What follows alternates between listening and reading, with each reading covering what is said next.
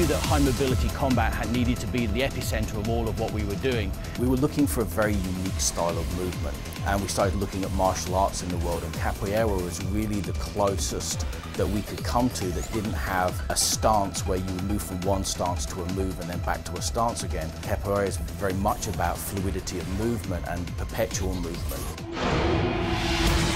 We wanted to fuse the mobility in combat, bounce off walls, jump on people, fire all these discs and then leap. And so for us, looking at capoeira and free running made perfect sense.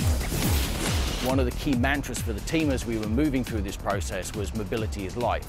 So everything we've created in the world actually allows us to live that mantra day in, day out. You run on walls to gain energy to keep you alive. You jump over objects to give you energy for your special weapons. And this really keeps the player mobile at all points. We put in some gameplay hooks to really entice the player to get out of one spot, explore the environment, and really use mobility as a tool in combat. One of the most challenging things that we came across was our first light cycle experience. That was just a seat of your pants experience that we wanted to create. So lots of destruction, lots of stuff going on. Light cycles, the biggest change for them is that the vehicle is much more updated in terms of physics. You could potentially do a 180 and you can throw your light disc from the light cycle.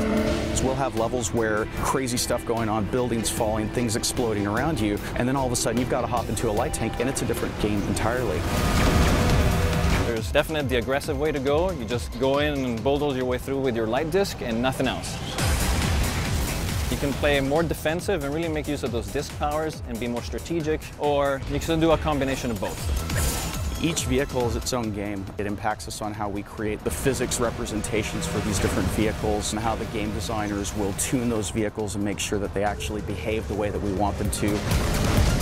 I think we realized we hit the sweet spot for the high mobility combat when we literally picked it up one day and we're like, wow, I have never seen this done in a video game before.